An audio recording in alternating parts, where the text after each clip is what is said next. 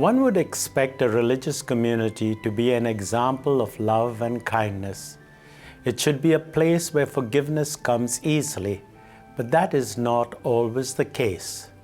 Father Joe was the director of a retreat center. It survived on free will donations. A suggested donation was $70 a day with 3 meals. A friend of Father Bill, another priest in the community, came to make a 30-day retreat. The friend turned out to be less than honorable. He not only did not make the retreat, but he also did not pay a cent for 30 days.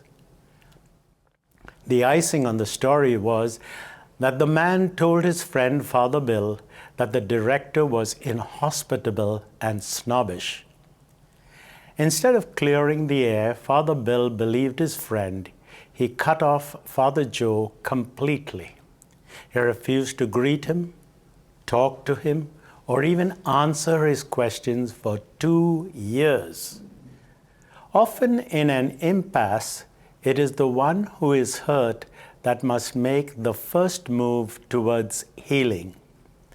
But how could this happen if Father Bill left the room each time Father Joe entered? So Father Joe just silently prayed each day for Father Bill and for healing.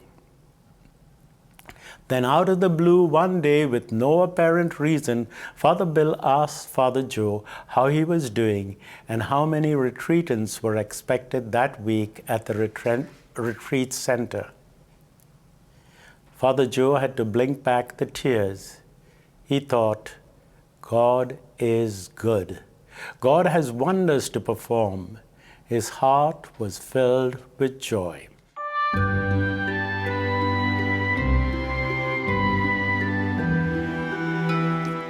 Joy comes from forgiveness and with repair of broken relationships.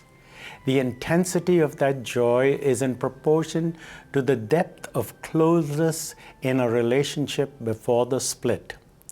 When people are friends, when people trust one another, when people are in close relationship, sometimes a rude word or a thoughtless action can hurt deeply and cause a lot of pain.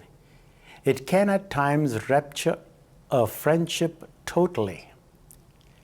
However, if the friendship is genuine and has strong foundations, a word, a deed, a thoughtless action should not break up the relationship. But the reality is that relationships are often broken even between the best of friends. This can happen among families, with the result that brothers and sisters are estranged. You expected support from a sibling and he or she failed to deliver. They failed to come and help you when you thought you needed it badly. Peace comes with a generous heart.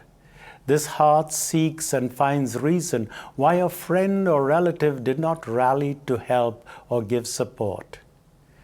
With that peace, there is joy even when you are disappointed.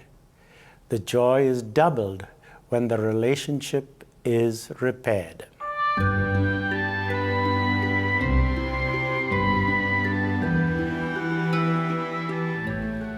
Jesus teaches us to pray by saying, Father, forgive us our trespasses, and then adds the word, as we forgive those who have trespassed against us.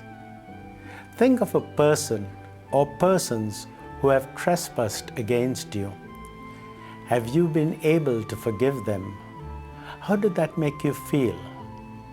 If you have not been able to forgive, why not? And how do you feel about what has happened?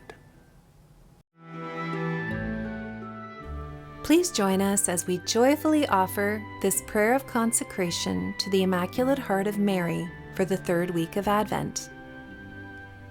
Virgin Mary, Mother of God and our Mother, to your Immaculate Heart we consecrate ourselves in an act of total entrustment to the Lord. By you we will be led to Christ. By him and with him we will be led to the Father. We will walk in the light of faith, and we will do everything so that the world may believe that Jesus Christ is the one sent by the Father. With him, we wish to carry his love and salvation to the ends of the earth. Amen.